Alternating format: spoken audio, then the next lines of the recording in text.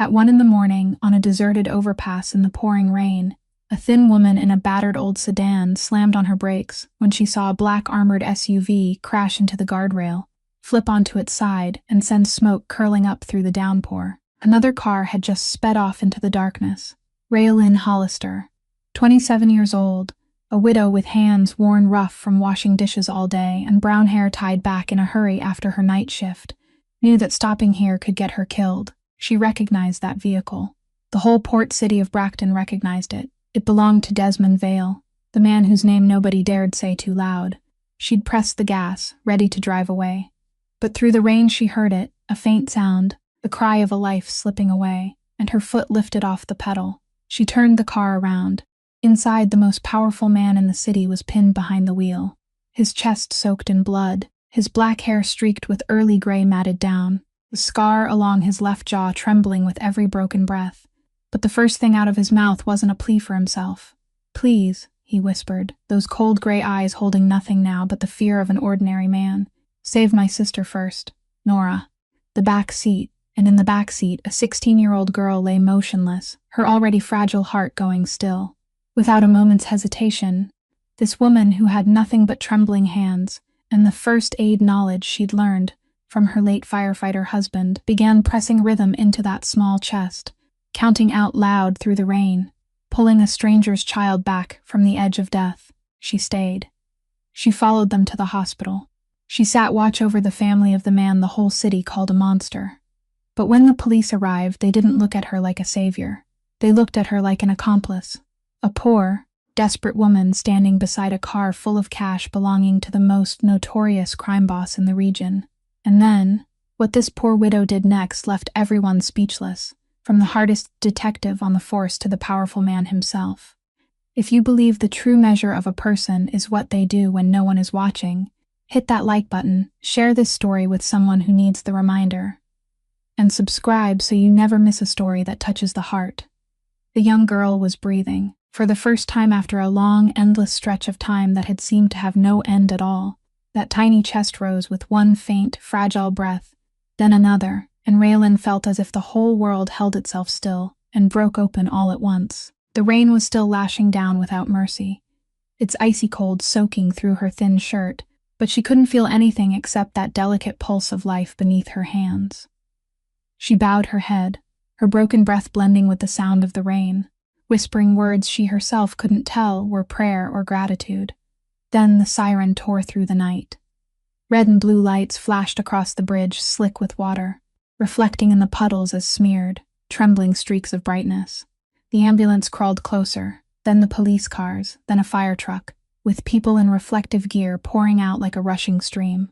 Someone placed a hand on Ray's shoulder, and an urgent voice told her to step back. "Let us handle it." She pulled her hands away from the young girl's chest reluctantly, as if letting go would mean betraying the life she had just fought to pull back.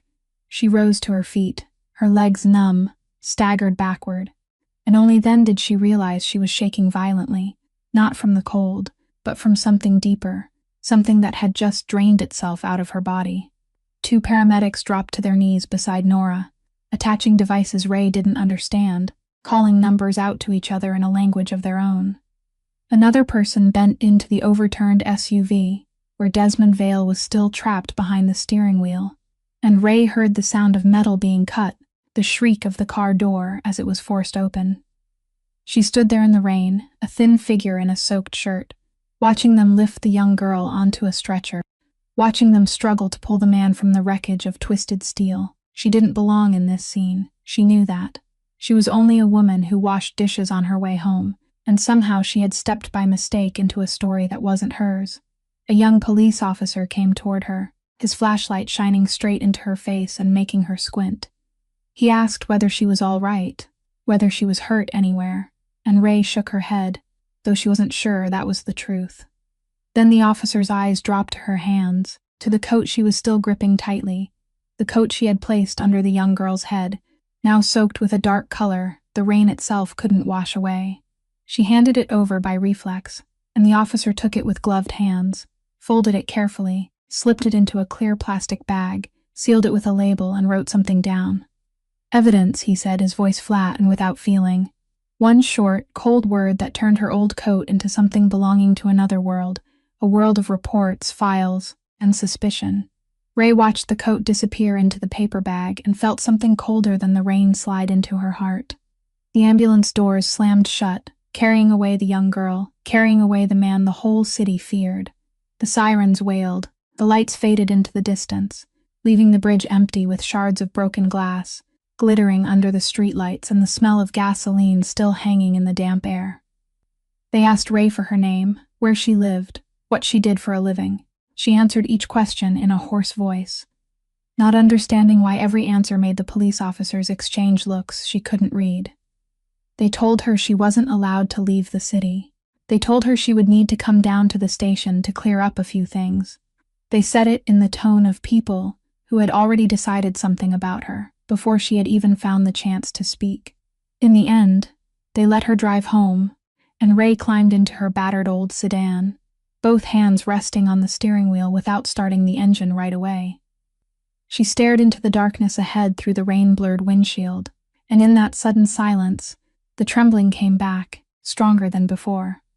She had done the right thing. She knew she had done the right thing.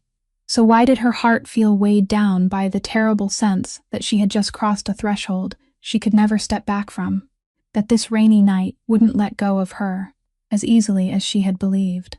She thought of Sammy sleeping at home, of the bills on the kitchen table, of the morning shift she didn't know whether she would still have the strength to show up for. Then she started the engine and let the car carry her through the empty streets back to her cramped apartment, without knowing that only a few hours later, a phone call would drag her back, not toward the hospital, but toward a cold room inside the police station, where people would look at her, not as someone who had just saved a life, but as someone with something to hide. The room was small and cold, with only a metal table, 2 hard chairs, and a white bulb hanging overhead, pouring down a kind of light that made every face look more exhausted than it really was.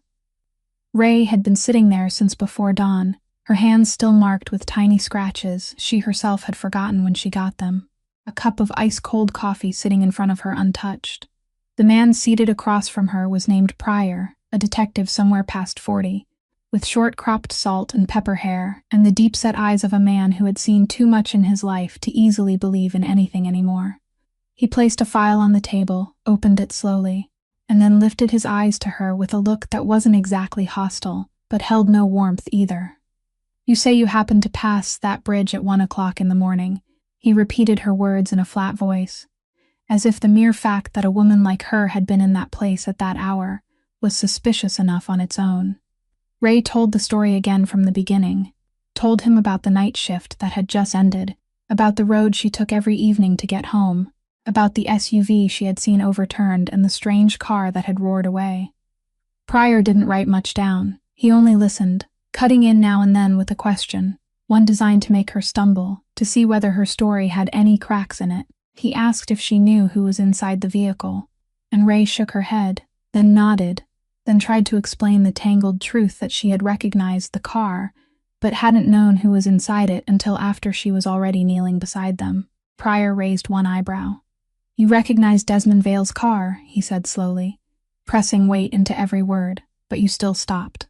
Most people in this city, when they see that car, would hit the gas and get as far away as they could, but you turned back." Ray was silent for a moment.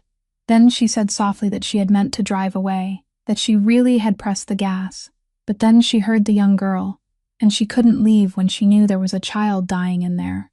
Pryor gave no reaction. He simply turned to another page in the file. He began asking about her life, and Ray understood that this was the part he truly cared about. She worked 2 jobs, didn't she, washing dishes by day and cleaning offices at night? She was a widow. Her husband had died. She had a fairly large hospital debt. Every sentence he spoke was true, but the way he threaded them together turned her life into an indictment, turned her poverty into a motive. Ray understood what he was implying, and she felt a slow anger rise inside her chest. Not the kind of anger that bursts open, but the quiet anger of a person who had become too used to being judged before being heard. "A woman in your situation," Pryor said, leaving the sentence hanging, standing beside a car filled with the money of the most powerful man in the region, at 1 o'clock in the morning, with no other witnesses. He didn't say it directly, but he didn't need to. Ray looked straight into his eyes, and for the first time through the whole interrogation, her voice no longer trembled. "I didn't know who he was when I was pressing on that young girl's chest," she said. "I didn't think about money, didn't think about who he was, didn't think about where this would drag me. I only knew there was a child who had stopped breathing under my hands, and if I had stopped for even 1 second to calculate whether this was worth it or not, she would died." The room sank into silence. Pryor looked at her for a long while, and in that moment something passed through his eyes that she couldn't read.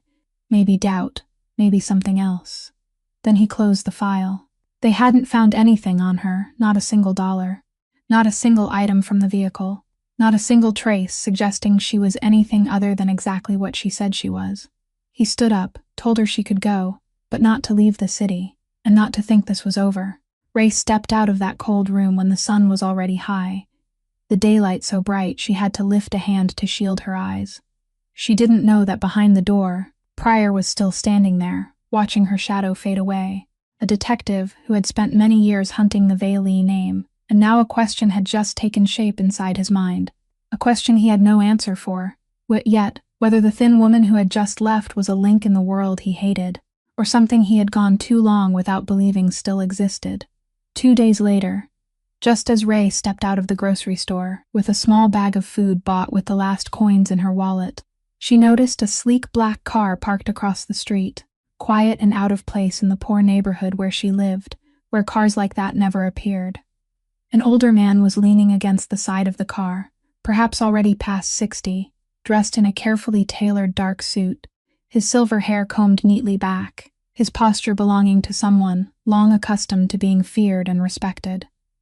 He didn't come toward her aggressively, and there was nothing in his manner that seemed threatening, but Ray still felt her heart begin to beat faster, because she knew with the warning instinct of her body that this man had come because of that rainy night.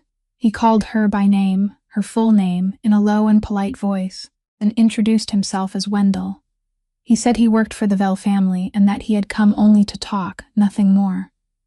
Ray tightened her grip on the grocery bag in her hand and stood still on the sidewalk, neither stepping closer nor backing away.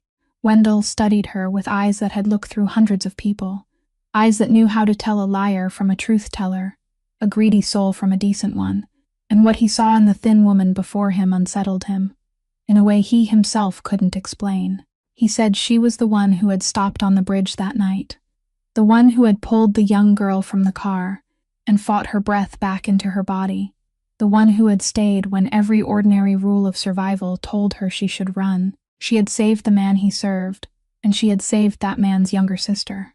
Ray only nodded faintly, not knowing how to respond to words she didn't consider praise. Wendell was silent for a moment. Then he asked her a question he had asked many people throughout his life, a question whose answer he always knew in advance, because people were all the same, and everyone wanted something. "What do you want?" he asked, his voice gentle, as if offering her something good. "Just say it. Money, a better job, payment for the trouble she had been put through. Anything within their means, and their means were broader than she could imagine." Ray looked at him, and for one moment she almost laughed at the strangeness of the question, not because it was funny, but because it came from a world so far away from her own. She didn't want anything, she said. She hadn't saved the young girl in exchange for anything. She had done it because that was what anyone should do when they saw a child dying. Wendell frowned, not out of anger, but out of confusion, a real confusion his seasoned face couldn't quite hide. He had lived his whole life in a world where everything had a price, where every favor was a debt, where no one did anything without calculating what they would get back in return. And yet here, on a cracked sidewalk in the middle of a poor neighborhood, a woman with nothing in her hands was refusing everything he offered, and somehow she was telling the truth. He knew she was telling the truth, and that very thing disturbed him.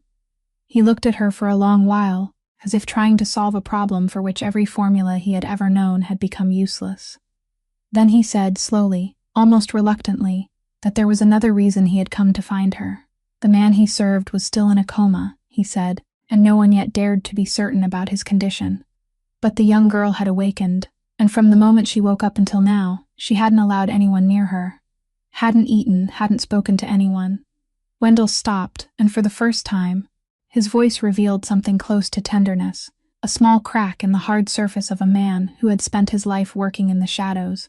The young girl was only calling one name, he said, looking straight into Ray's eyes. She was calling yours. Ray didn't understand why she agreed to go with Wendell to the hospital. Perhaps because the way he said the young girl had been calling her name touched something inside her that she couldn't ignore, something stronger even than her fear of the world she was stepping into. The hospital floor was quiet, the smell of antiseptic lingering faintly in the air, and when the room door opened, Ray saw the young girl lying there, small and pale on a white bed far too large for her frail body. Nora was sitting curled up near the head of the bed, her knees drawn tightly to her chest, her wide eyes staring at the door with guarded fear, and when a nurse stepped in first to check on her, the young girl immediately shrank back, shaking her head, her thin shoulders trembling with fear and confusion. She didn't scream, didn't cry out loud, only folded herself inward like a small wounded animal that had learned the world wasn't safe, that it was better not to let anyone come too close. But then her gaze slipped past the nurse's shoulder and stopped on Ray standing in the doorway, and something changed in that small face, a faint recognition, as if from within the fevered blur and pain of that rainy night. She had remembered the voice counting beside her ear, the hands that had held her to life. She whispered, her voice hoarse and weak, asking if Ray was the one who had been there, the one who hadn't let her sink away.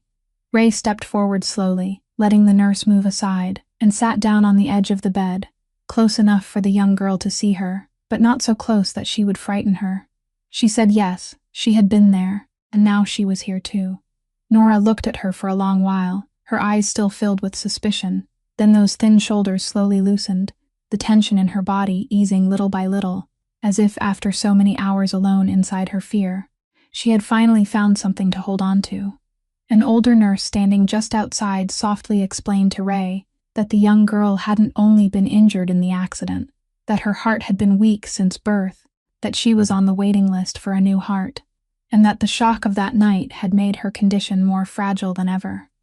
Ray listened, feeling a strange weight press down on her chest, the weight of understanding that the child she had just pulled back from death was still living beneath the shadow of another kind of death, one more patient and impossible to drive away with her hands. Nora clutched Ray's sleeve, her thin fingers gripping the worn fabric, and she looked up at her with the eyes every abandoned child has, eyes used to waiting for people who never come back. She asked, her voice breaking in her throat, where her brother was, whether he was here, whether he had left her, because in the end everyone left her anyway. That question hung in the small room, bare and painful enough that Ray felt as if someone had tightened a fist around her heart, because she knew too well what it felt like to wait for someone who didn't come, what it felt like to believe she wasn't worth having anyone stay. She didn't tell the young girl the truth, that her brother was lying motionless in another room between life and death, because that wasn't the truth a trembling child needed to hear right then. Instead, she placed her hand over the small one, clinging to her sleeve, warm and steady, and said in the gentlest voice she had that her brother hadn't left her. He was only resting so he could get better.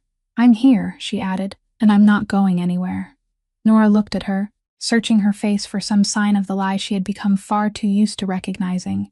But she didn't find one, and so her eyes filled with tears, not from fear anymore, but from something more fragile, something like trust, and she nodded, holding tightly to Ray's hand as if it were the only real thing in the whole world.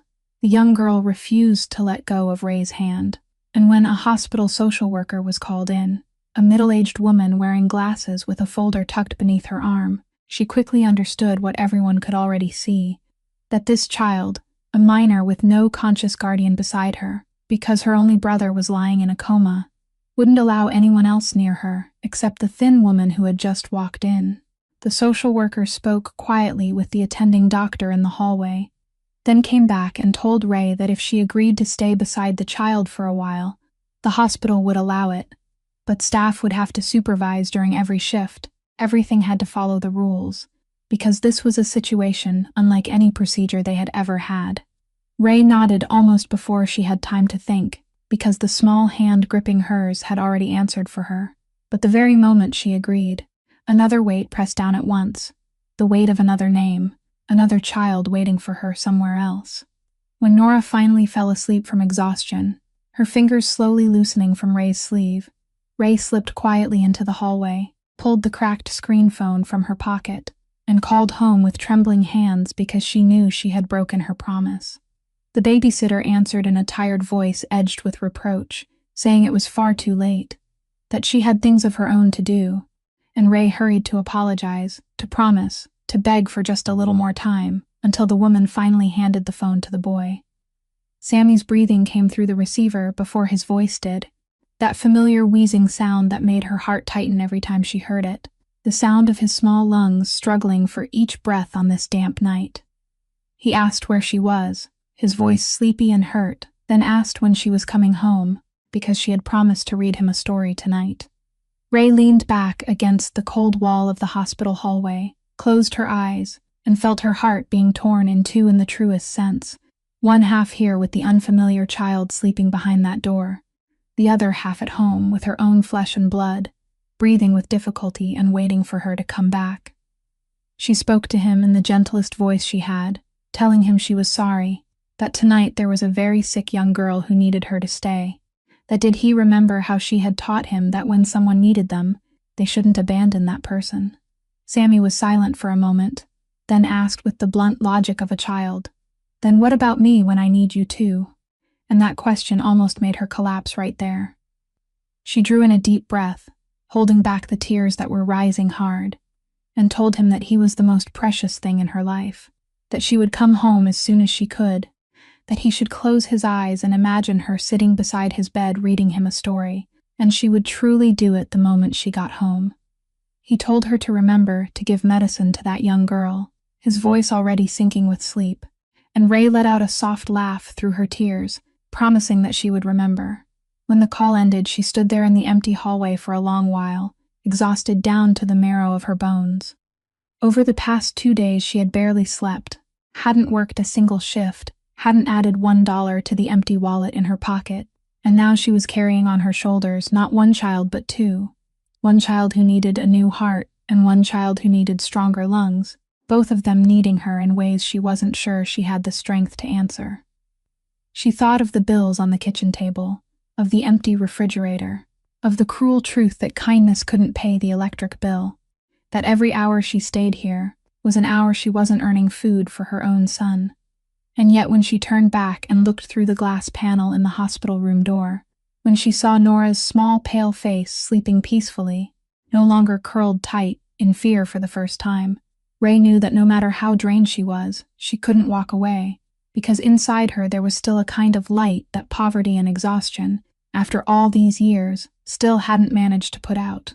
The next morning, when Ray returned to the hospital after a few brief hours of sleep at home beside Sammy, she found Wendell waiting at the corner of the quiet hallway, still in that neatly pressed dark suit, still carrying the calm posture of a man used to controlling every situation.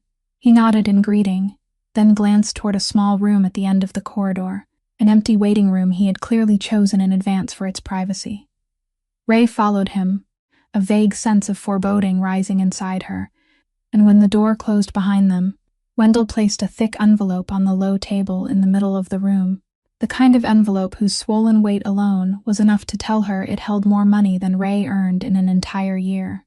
He pushed it toward her with 2 fingers, slowly and decisively, like a man completing a transaction he had carried out 1,000 times before. "You did what you had to do," he said, his voice still polite, but now edged with a colder practicality. "Now take this and go. Leave the city if you want. Start over somewhere else.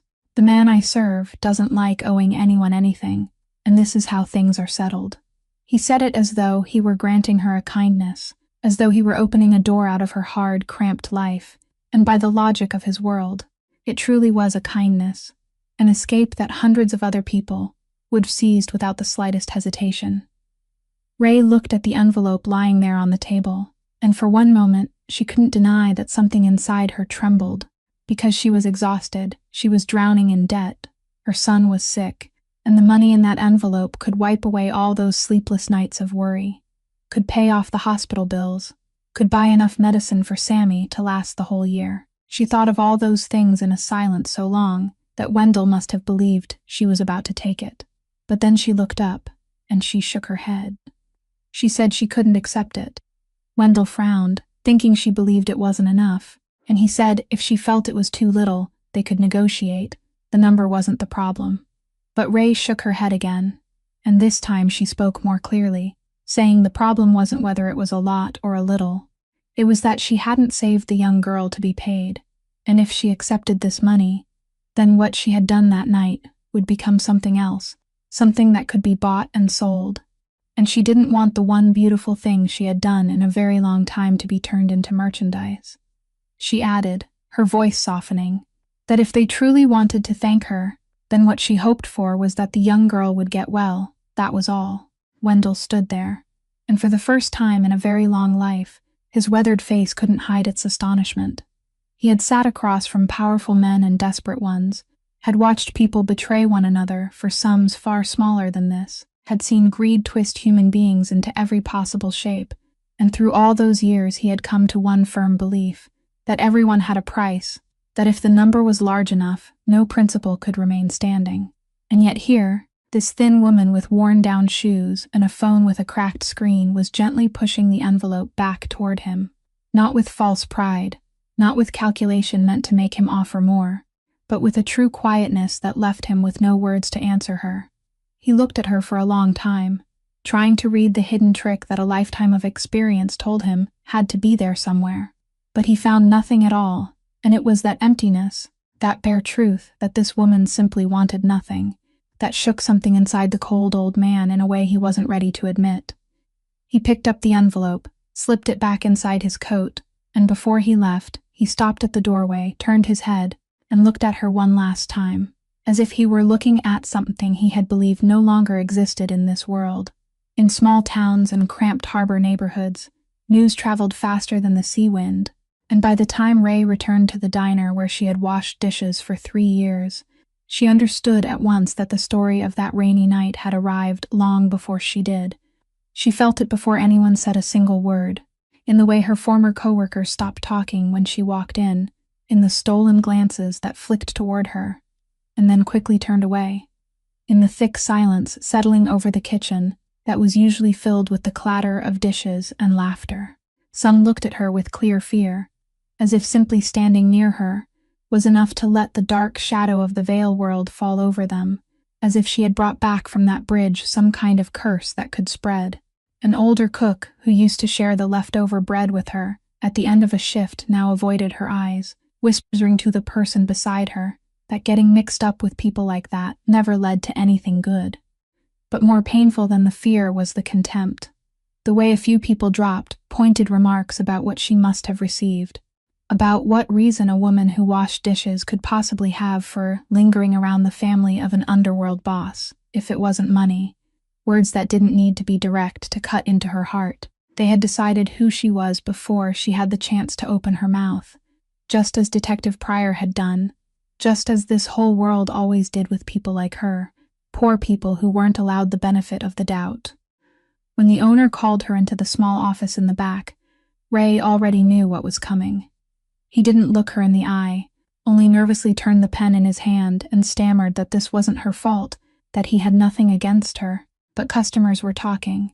A few had said they wouldn't come back if they still saw her here, and a little restaurant like his couldn't survive a scandal, couldn't take a risk for one dishwasher, no matter how hard-working she was. He said she brought trouble, and though he tried to wrap it in gentle words, the meaning of it remained naked and cold. She was no longer welcome there. Ray stood there quietly and accepted the small amount of pay for her final days, without arguing, without begging, because she had grown so used to being pushed to the margins that she no longer had the strength to fight it. She walked out of the diner in the harsh brightness of the noon sun, and this time no shadow from the underworld followed her, only the bare reality that she had just lost one of the 2 meager sources of income she had, and that the decent thing she had done on that bridge was demanding from her a price she had never foreseen. That evening, sitting at the kitchen table in her cramped apartment, while Sammy slept soundly in the bedroom, she spread the envelopes of bills before her, beneath the weak yellow light, and she counted the numbers over and over, numbers that would never be enough no matter how many times she counted them.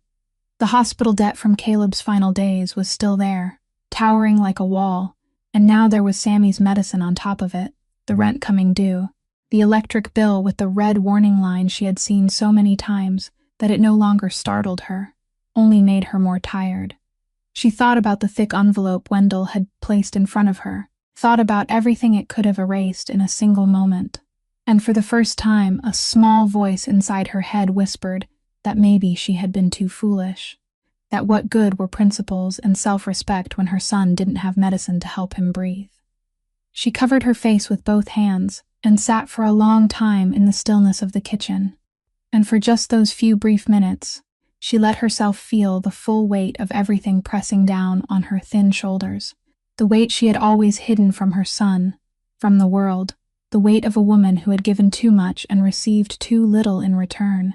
It was long past midnight when Ray sat in her old sedan parked outside the hospital's dark parking lot, the engine still running, both hands resting on the steering wheel without moving, while the light from a single street lamp spilled through the windshield and cast a pale yellow glow over her exhausted face. She had promised Nora she would come back, and she had driven here like she did every night. But tonight something inside her had reached its final limit, that point where even the strongest people have to break. She hadn't slept one full night in days, had lost her job, had counted and recounted money that would never be enough, had watched her son struggle to breathe, without having enough money to buy better medicine, and now, sitting in this darkness, she felt a temptation she had never allowed herself to feel before, the temptation to let everything go. She thought about it coldly and practically, not as a passing thought but as a real choice opening before her eyes. She could back out of this parking lot right now, could drive away and never come back, could take Sammy out of this city that had cast her aside, to somewhere no one knew her name, no one connected her to the Vale name, no one forced her to pay a price for her kindness. The child lying inside wasn't her child, she told herself. That family wasn't her family. And she had already done more than anyone had the right to ask of a woman who owed them nothing. She had saved the young girl's life already. She had paid the debt of her conscience. And no law, no promise, could force her to keep pouring the last drops of her strength into a story that would only break her further. She placed her hand on the gear shift, and for one long, breathless moment, she truly meant to do it, truly meant to drive away forever. But her hand didn't move. She sat there, looking up at the lit windows of the hospital above, and though she tried to stop herself, her mind still found its way to the window of the room where a 16-year-old girl was sleeping, a girl who had asked her, with the eyes of every child ever abandoned, whether Ray would leave her too. She remembered the way those thin shoulders had loosened when Nora recognized her, the way those small fingers had clung to her sleeve as if Ray were the only real thing in the world, the way she had trusted her, truly trusted her, after the world had taught her not to trust anyone. And then Ray thought of the words she had spoken, that her brother hadn't left her, that Ray was here, that she wasn't going anywhere. Words she had said with her whole heart in that moment. If she drove away tonight, she would become the very thing Nora feared most. She would become one more adult disappearing from her life, one more broken promise, one more piece of proof for that bitter belief that everyone left in the end. And Ray couldn't do that, not because of the law, not because of what people would think, but because she knew too well what it felt like to be left behind, knew too well the hollow space someone's leaving carved into a child's heart. She remembered Caleb, remembered what he had once believed, that people didn't get to choose who deserved saving. They simply saved, and she realized that leaving would not only betray that young girl, but also betray the person Ray had always tried to become, the person Caleb had loved, the person she wanted Sammy to grow up seeing and feel proud of. Ray closed her eyes, let a tear roll down her cheek, then turned off the engine. The temptation was still there. It hadn't disappeared, but it had been pressed down by something stronger, something she couldn't name, but that had always guided her through the darkest nights of her life. She stepped out of the car, pulled her thin coat around herself against the cold, and walked toward the hospital lights, every step heavy but steady, returning to her promise, returning to the child waiting for her, because in the end, that was who she was, the one who stayed, even when staying was the hardest thing of all. Pryor was waiting for her in the hospital hallway when she stepped out of Nora's room the next morning. Leaning against the wall near the vending machine, both hands in his pockets, with the look of a man who had been standing there for a while and had meant for her to find him. This time he hadn't come as part of an interrogation. There was no closed room, no file, only two people standing in the middle of a brightly lit hallway, and Ray immediately sensed that what he was about to say wouldn't be written down in any report. He asked whether she knew what she was getting herself pulled into, and before she could answer, he began telling her about the man lying in a coma upstairs, about the name Desmond Vial, a name this whole city spoke only in whispers. He said he had spent many years watching that man, that behind the expensive suit and the calm appearance was a world people like Ray shouldn't set foot in, a world of things he didn't need to describe in detail for her to understand they were dark and dangerous.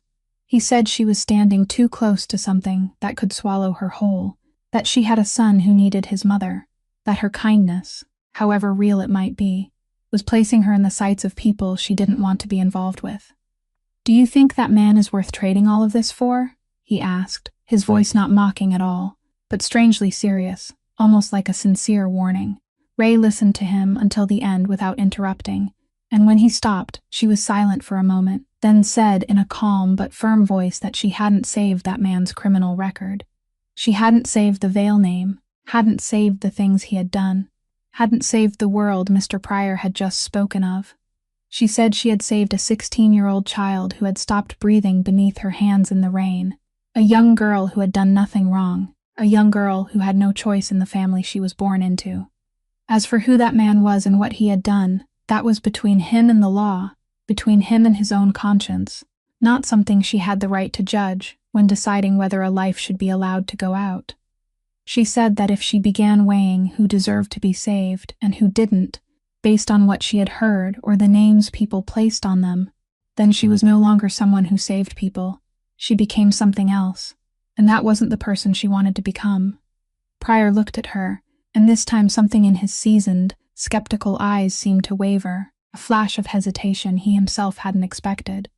He had spent his entire career dividing the world into two clean halves, the guilty and the innocent, criminals and victims, and he had been so certain of that line that it had become the foundation of everything he did.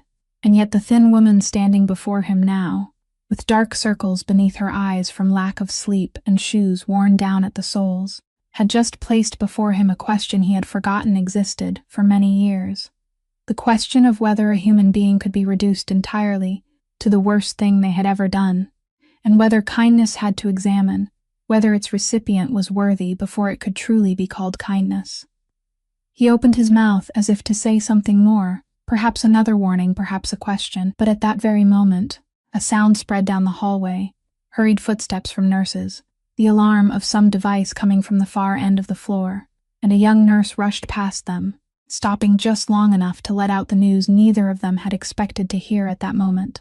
"The man in intensive care," the nurse said, her breathing quick. "He's just woken up." And in that instant, Ray felt as if the whole hallway tilted beneath her feet, because she knew that the only person in the world who could speak the truth about that rainy night, the only person who knew exactly what she had done, had just opened his eyes and returned to the world. Desmond Vial opening his eyes didn't mean he immediately returned, and it took several more days before the man was truly awake enough to understand where he was and what had happened. In those first days, he drifted between fevered darkness and consciousness, sensing everything through a fog of pain medication, and the ache of wounds healing slowly, dimly hearing the sound of machines, footsteps, and voices whispering around his bed. But little by little, his memory came back to him, not as scattered fragments, but with a wholeness so cruel it was almost merciless, and that rainy night rose clearly in his mind every time he closed his eyes. He remembered the sound of metal grinding against metal, remembered the moment the car rolled onto its side, and the world turned upside down, remembered the taste of blood in his mouth and the crushing weight on his chest that wouldn't let him breathe. But more than anything, he remembered a face, the face of a woman bending down by the car door in the rain, drenched and trembling, a woman he had never met before, the woman who hadn't run away. He remembered what he had whispered, remembered begging her to save Nora first, and he remembered that the woman hadn't asked who he was, hadn't hesitated, had only dropped to her knees beside his sister and started fighting death itself to bring the child back to life. When at last he was clear-headed enough to speak, Wendell was the first person he called for, and the loyal old man sat beside his bed and told him everything that had happened while he had lain motionless. Wendell told him that Nora had awakened, that the child would only allow one person near her, and about that woman, the one who had stayed at the hospital day after day, though no one paid her a single dollar. Then, with a rare hesitation, Wendell told him about the envelope he had placed in front of her, about the amount of money large enough to change an entire life, and about how she had pushed it back without taking a single dollar. He repeated what she had said, that she hadn't saved the young girl to be paid, that if she accepted the money, what she had done would become something that could be bought and sold, and Wendell admitted, in the voice of a man still trying to understand, that in all his years serving the Vile family, he had never met anyone who refused money that way.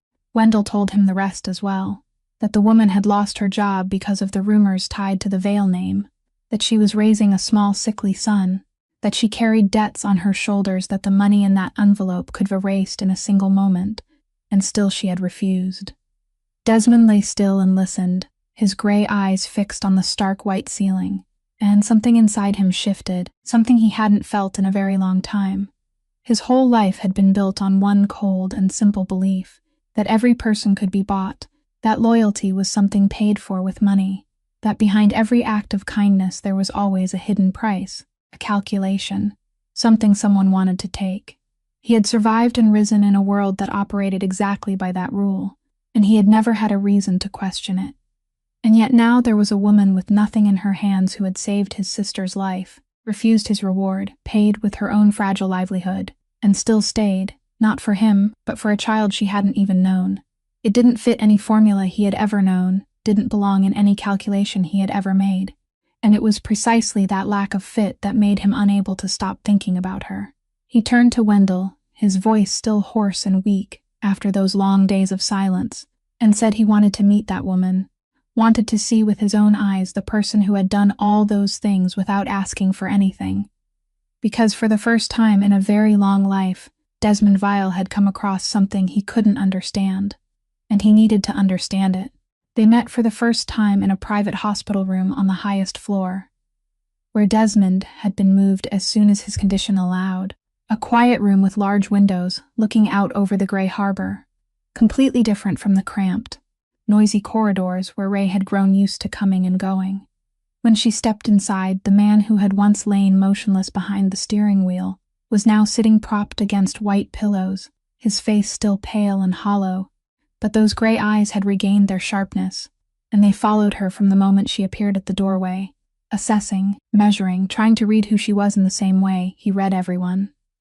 For a moment, two people stood facing each other across the distance of an entire world, a man who ruled through fear and wealth, and a woman who washed dishes and had nothing but her calloused hands, and that distance seemed to thicken in the air between them. He thanked her, in a hoarse but clear voice, thanked her for saving Nora, and Ray only nodded faintly, answering that she was glad the young girl was getting better.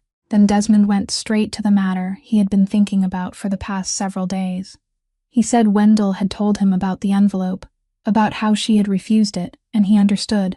Perhaps cash had been an insult, too crude a way to repay her, so he offered something else.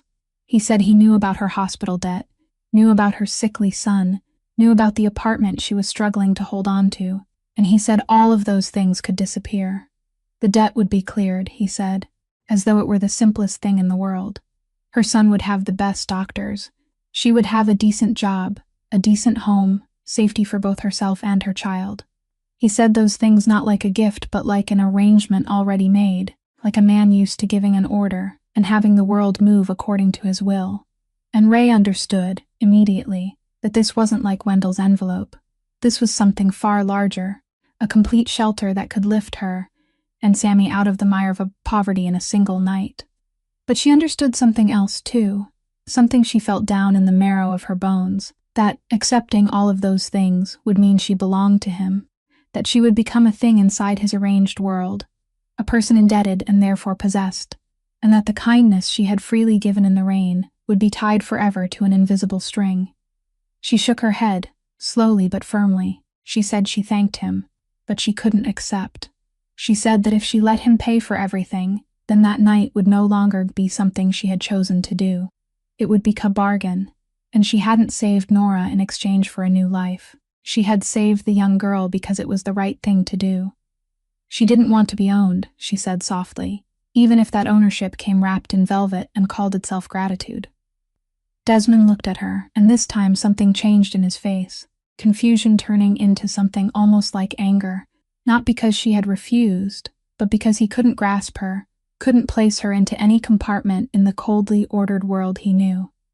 At last he asked her the question that had tormented him since he woke, asking it directly in a low, sharp voice, whether she knew who he was, whether she knew how many people in this city had hoped he would die that night, whether she knew how much safer it would have been for her to drive away. Then why, he asked, his gray eyes locked on hers. Why did she stop? Why did she save someone like me? And Ray stood there in the quiet room, daylight from the large window falling across her tired face, knowing that the answer to that question lay somewhere very deep inside her, in a wound she had never told anyone about. Ray was silent for a long time, and when she finally spoke, her voice was so soft that Desmond had to lean forward to hear her. She said her husband had once been a firefighter, a man named Caleb, someone who had spent his entire life rushing into places other people ran from. She told him that Caleb never asked who the person trapped inside a fire was, never weighed whether they deserved to be saved or not. He simply went in and brought them out, because to him, a life was a life, with no exceptions and no conditions. She said he had died 2 years ago in a warehouse fire, when he went back one last time to search for someone who later turned out to have already escaped. That he had died because of the very part of him that never abandoned anyone, and that he had left her with a little boy, a stack of bills, and an emptiness nothing could ever fill. Desmond listened without interrupting, his gray eyes following every expression on her face. But then Ray went on, and her voice lowered, entering a dark place she had never allowed anyone to step into. She said there was one thing she had never told anyone, not even herself on the nights when she tried to forget it.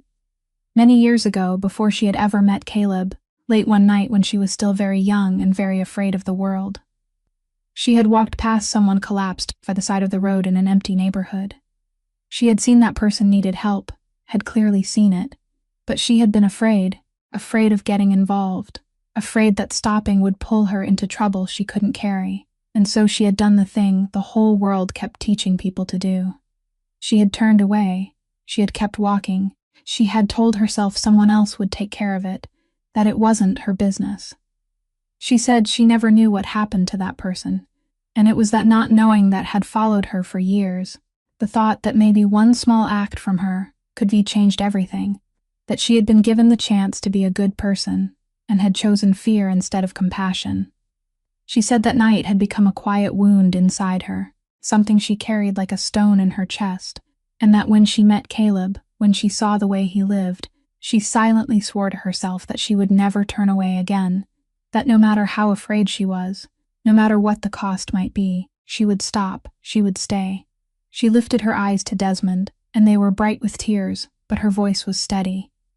So when she saw his car overturned on the bridge that night, she said, and when she had almost driven away, as her fears urged her to do, she heard the young girl, and she knew that if she left again this time, she would never be able to forgive herself.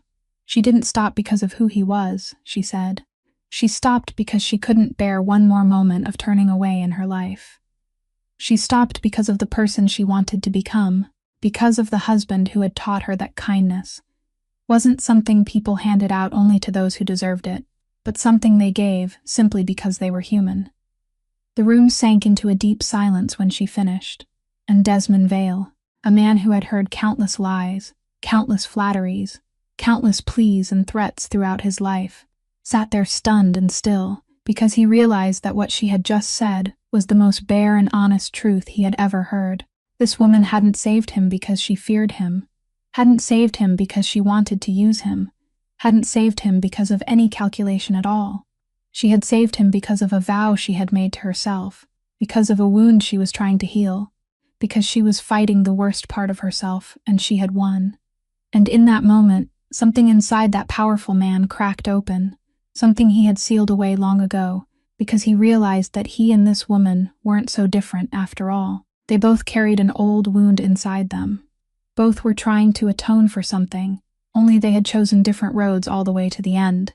For a long while, Desmond said nothing, his gaze shifting toward the large window, where the gray harbor stretched beneath a sky heavy with clouds. And when he finally spoke, his voice was different, deeper, stripped of some of its familiar steel, as if Ray's confession had opened a door inside him that he too wanted to step through. He said she had told him about her wound, so he thought she deserved to hear the truth about him. Not the truth the whole city whispered, but the truth buried beneath it all. He told her that he and Nora hadn't always lived in rooms like this, that there had been a time when they were only two children in a small house, with an ordinary father, an ordinary mother, and an ordinary life. Then their parents were gone, both of them, so close together that he barely had time to breathe between the two losses. And suddenly he, still very young then, became all that was left for a tiny little sister with a heart that had been sick from the moment she was born. He said the first doctors had spoken plainly to him about the cost of keeping Nora alive, numbers so enormous that to a young man with no job, no education, and no one standing behind him, they sounded like a death sentence pronounced over the sister he loved more than his own life. He said he had tried to do every honest thing a man like him could do, and every one of those doors had slammed shut, that this world had no room for kindness when you were poor and desperate, and holding a dying little sister in your arms. And so he had chosen another path, a path he had known was dark from the very first step. But it was the only path he could see that might lead to the money that would keep Nora's heart beating. He didn't describe in detail the things he had done, and Ray didn't ask, but there was a heaviness in his voice that told her they were things he could never wash away. He said every brick in the empire people feared had been laid down for one reason only, so Nora could have the best doctors, the best medicines, a place on the waiting list, a chance to live. Everything he had built, every name people had given him, every fear he had spread, all of it was only the shell around a truth so simple it was heartbreaking, that a brother had been trying to save his only sister, and had lost himself in the process. He said there were nights when he asked himself whether Nora would still love him if she knew the truth, whether the life he had preserved through those dark means had been worth trading away his own soul, and that he had never dared answer that question until he was lying on that bridge, believing he was about to die, and the only thing he still cared about was her. Desmond turned back to Ray, and for the first time, those cold gray eyes revealed something that wasn't power or calculation, but a deep exhaustion, the exhaustion of a man who had carried a burden for too long without anyone knowing it was there. He said he had told himself for years that he had no other choice, that circumstance had forced him to become this man, and he had believed it because it helped him sleep at night. But while lying motionless in the hospital bed over the past few days, listening to Wendell tell him about a woman with nothing in her hands, who still chose kindness, even when it cost her everything, he had been forced to face a thought he had spent his whole life running from, that perhaps people always have a choice, that circumstance can explain what we do, but it can never erase our responsibility for the choices we make. And for the first time, the man who had once ruled an entire region through fear sat there, bare and fragile, facing the true cost of everything he had traded away, while Desmond was gradually recovering, and something lighter began to seep into the cold walls of the hospital room. Out there in the world he had been absent from for so many days, things weren't nearly as calm as they seemed on the surface. Wendell was the first to sense it, with the instinct sharpened over several decades of living in a world where survival depended on being able to read the smallest signs. He noticed calls that weren't answered at the right time, orders carried out one beat slower than usual, eyes that avoided his when he entered a room, and above all, he realized that the truth about Desmond's condition, about just how weak he had been in those first days, had leaked outside in a way that shouldn't have been possible, unless someone on the inside had deliberately let it slip. In the sealed structure Desmond had built with such care, only a very small number of people were allowed to know where he was and what condition he was in, and that very fact narrowed the list of suspects, down to only a few names, all of them trusted people, people with access to secret information, people standing close enough to know when the lion was wounded. Wendell began quietly following the threads, and what he found made his heart go cold. There was one man among them, Someone who had climbed for years through cunning and ambition. Someone who always smiled at the right time and said exactly what needed to be said, who had been quietly meeting people he shouldn't have met, quietly moving pieces he had no right to touch. Wendell understood at once the nature of what was happening, because he had witnessed it many times in his life, the ruthless law of this world, that when the man at the top falls, even temporarily, there is always someone waiting to seize the empty place, and that a wounded man lying in a hospital is vulnerable in ways he never has to fear when he is strong. The traitor knew Desmond was weak, knew exactly where he was, and knew this chance wouldn't come a second time. Wendell came to Desmond's bedside and told him everything he had discovered, his voice low and urgent, and he saw Desmond's recovering face harden, his gray eyes returning to their familiar cold sharpness. But this time there was something else there too, a fear not for himself, but for the person in the room at the end of the hallway. Because both men understood that in their world, whoever wanted to take Desmond's power wouldn't aim only at him, but at everything that made him vulnerable, and nothing on this earth made Desmond Vale more vulnerable than his little sister.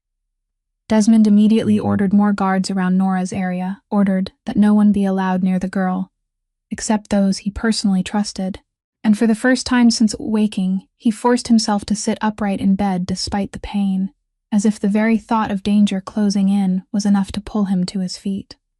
But neither he nor Wendell knew exactly when the traitor would strike, and that was the most frightening thing of all. The feeling of knowing a storm was coming, without knowing what hour or moment it would fall. In the room at the end of the hallway, Ray was sitting beside Nora and reading her a story, completely unaware of the dark threads tightening around this place, unaware that the world she had accidentally stepped into was about to show her its darkest face, and that within only a few hours, she would have to face a choice even harder than the rainy night on the bridge, a choice from which there would be no way back.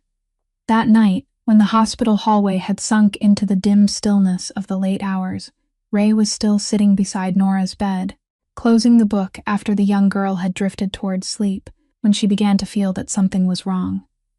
At first it was only a vague feeling, the kind of instinct people who have lived through too much hardship learn to trust, but then it became clearer.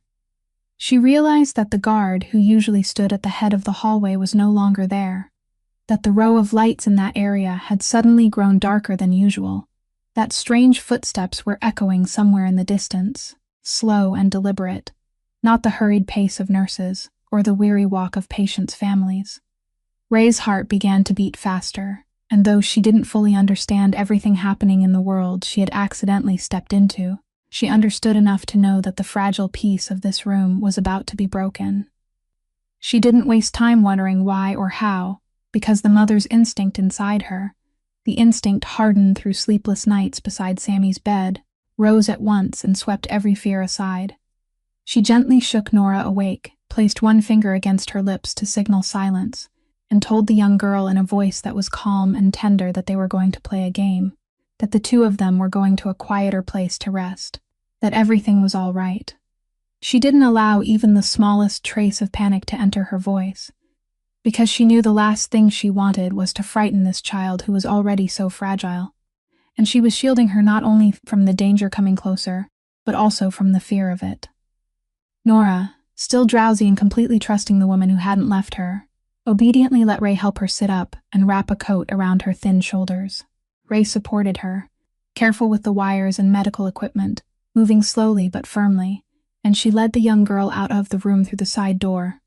She had come to know well after so many days of coming and going there. On the way, she ran into one of the men Wendell trusted, a guard who was searching urgently, and from his eyes alone she confirmed what she had feared, that the danger was real and it was very close.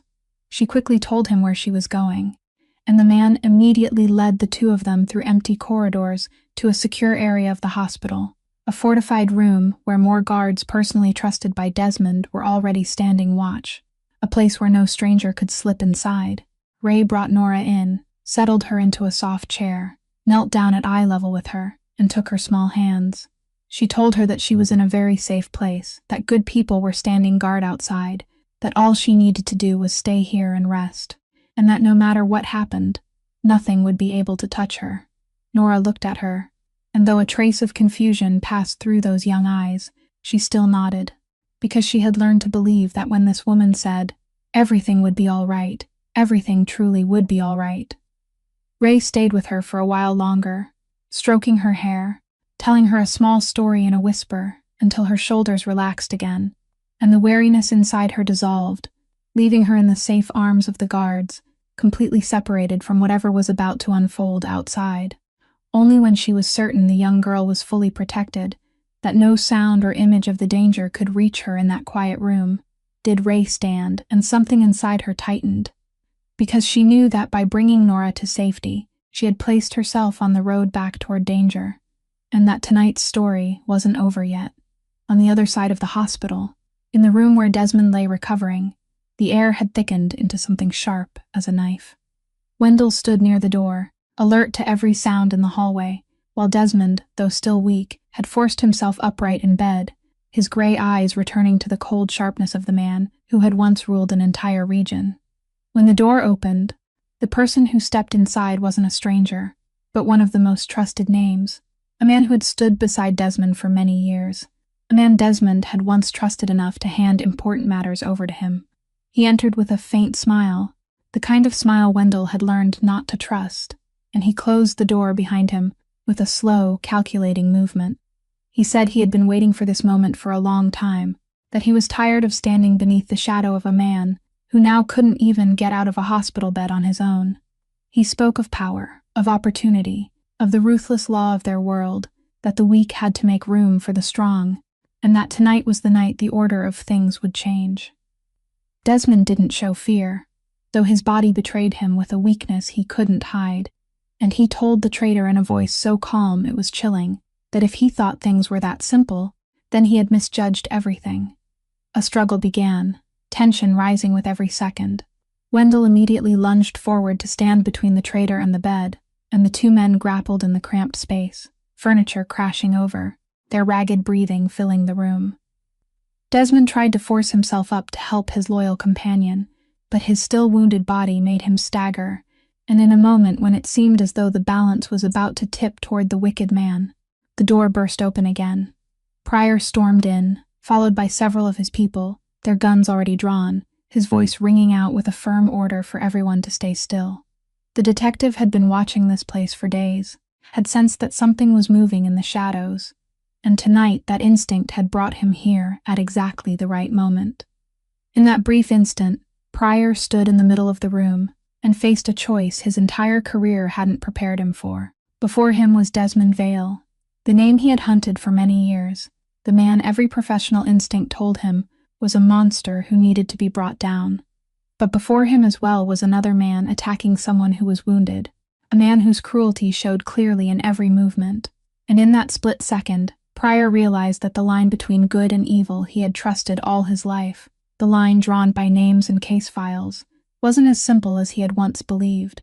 The thin woman had once stood before him and said that she hadn't saved a criminal record, she had saved a human being, and now, standing in this room, he understood what she had meant. He didn't hesitate for long. He ordered his men to restrain the traitor, and within moments the man who had caused all of this was forced down, handcuffed, his resistance dissolving into helpless curses. The room slowly settled, heavy breathing replacing the sounds of struggle, and Pryor stood there looking at Desmond, two men from opposite sides of a long war, seeing each other for the first time not as hunter and prey, but as two human beings. Desmond, still breathless from the effort, lifted his eyes to the detective and said quietly that he knew Pryor could have chosen another way, could have stood still and let everything unfold in a manner that would have solved his own problem. Pryor didn't answer at once. He only looked at Desmond for a long time, then said that his job was to protect lives, all lives, even the lives he didn't like, and that tonight he had only done his job. But both men knew that something had changed in that room, something larger than the capture of a traitor, a quiet acknowledgement that people were more complicated than the labels the world placed on them, and that sometimes the boundary between the hunter and the hunted was far thinner than anyone imagined. The betrayal that night didn't end with only one man in handcuffs.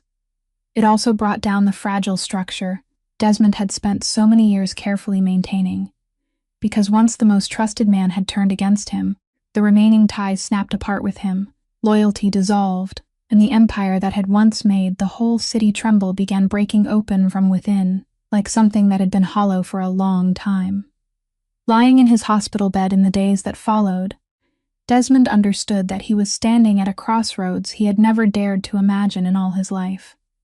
He could try to patch the broken pieces back together, could step once more into the fight to reclaim what had been lost, could prolong the dark spiral he had lived inside for far too long. Or he could do something else, something that only a few weeks earlier he would have considered unthinkable. And he chose something else. When Pryor returned to the hospital, not as a hunter but as a man waiting for a decision, Desmond told him he was ready to cooperate, ready to say what he knew, ready to help close not only his own chapter, but also the dark networks he had once been part of. It wasn't an easy decision, and it didn't come without a price. Desmond understood very clearly that cooperating meant he would have to face the legal consequences of what he had done, that there would be years he would have to pay for the path he had chosen. And he accepted that with a calmness that surprised even Pryor. Because with the empire shattered and with the protection of the authorities for a valuable witness like him, the danger from those who remained no longer had enough strength to threaten him or Nora, and for the first time in his life, Desmond could think about the future without looking over his shoulder. When Pryor asked why he had chosen this road, after so many years of standing against everything the detective represented, Desmond was silent for a moment, then said that he had spent his whole life telling himself he had done everything for Nora, that every dark thing could be justified if it kept her alive. But a woman with nothing in her hands had shown him that people always had another choice, that they could hold on to the people they loved without losing their souls, and he said he didn't want Nora to grow up and look at her brother as something the whole city feared. He wanted her to look at him as the person she had always believed him to be. And then, amid all that breaking and all those heavy choices, news arrived that lit up the long stretch of darkness. After all those months waiting on a list that had seemed endless, a matching heart had finally been found for Nora. The surgery lasted for many hours, and Ray stayed through all of it, sitting beside Desmond in the waiting room, two people from two different worlds now sharing the same fear, looking toward the same door, praying in their own ways for a young girl they both loved in different forms. And when the doctor finally stepped out with a tired but radiant smile, telling them the operation had succeeded, that the new heart was beating with strong, healthy rhythms in the young girl's chest, Ray saw the man who had once ruled an entire region through fear lower his head and break down crying like a child, his broad shoulders shaking with an emotion he had held back his whole life. In the days that followed, as Nora slowly recovered, as her pale cheeks began to bloom with a shade of pink no one had ever seen there before, as she laughed, a full laugh no longer shadowed by sickness, Ray stood in the doorway, watching the brother and sister together, and felt a warmth spread through her chest, the rare feeling of someone who had witnessed something truly good take root from the darkest rainy night. About 3 months after the rainy night on the bridge, in a stifling courtroom with white light pouring down from the high ceiling, Raylan Hollister sat in the witness chair, her two hands clenched together in her lap, telling the entire room what she had seen and what she had done on that fateful night. Her testimony, simple and honest, without embellishment, became an important piece in the larger picture that justice was slowly putting together, and alongside it, everything Desmond had willingly handed over, everything he knew, and everything he had chosen to speak aloud, helped bring closure not only to his own case, but also to the dark networks that had once made so many people live in fear. When the judge asked her why she had stopped the car that night, Ray looked straight ahead and answered with a simple sentence, that she had stopped because someone needed to be saved, and she didn't believe people were allowed to choose who deserved to live. The whole courtroom fell silent, and in the back row, Pryor sat listening. The detective who had spent his entire career hunting one name, now looking at that woman with a respect he no longer tried to hide. 6 months after that rainy night, on an autumn afternoon when sunlight poured gold through the small window, the cramped kitchen in Ray's apartment was filled with a sound it had been missing for a very long time, the laughter of children. Sammy, his cheeks healthier and rosier now, thanks to the good medicine she had never been able to afford before, was sitting at the table, scribbling a drawing, while Nora, healthy and radiant, with a new heart beating steadily inside her chest, leaned down to show the little boy how to color the sky. Ray stood by the stove stirring a pot of soup, looked back at the two children, and smiled, and in that moment she realized that this strange patched-together family, assembled from the most broken pieces of life, was whole in a way she had never dared to dream of. She never accepted a single dollar from Desmond, but later she learned that the enormous hospital debt from Caleb's final days, the debt that had weighed on her shoulders for 2 years, had been quietly erased, and that a healthcare fund had been quietly established in Sammy's name, enough to make sure her son would never have to go without medicine, never have to struggle for breath on another cold night again. It wasn't a bribe, wasn't a string meant to bind her, but something else, a giving back. Desmond's way of saying that the woman who had given his sister a chance to live deserved to have that same chance given back to her child.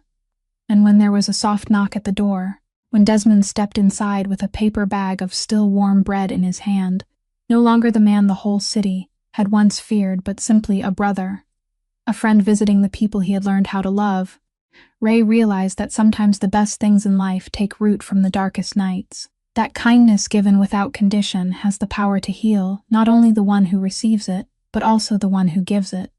This story, more than anything, reminds us of a simple truth we often forget, that a person's true worth doesn't lie in the worst thing they have ever done, nor in what they own or where they stand in society, but in what they choose to do when no one is watching, in the compassion they offer to a stranger in the middle of a rainy night, in the courage to stop when the whole world tells them to keep walking.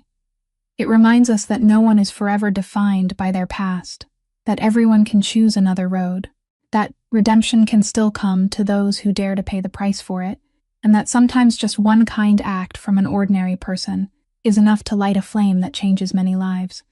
If this story has touched your heart in any way, please subscribe to our channel, press like, and share this video so that every day you can join us in listening to more meaningful and deeply moving stories. We would truly love to know how you feel about Ray and Desmond's story. What part of this story made you stop and think?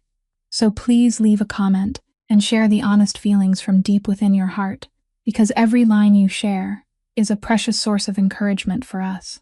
Thank you for taking the time to listen all the way to the final moments, and we wish everyone watching this video good health, a joyful life, peace, and love overflowing every day. Goodbye, and we'll see you again in the next stories. And before you leave, please ask yourself one question: who is waiting to be helped on your road tonight? And whether you will be the one who stops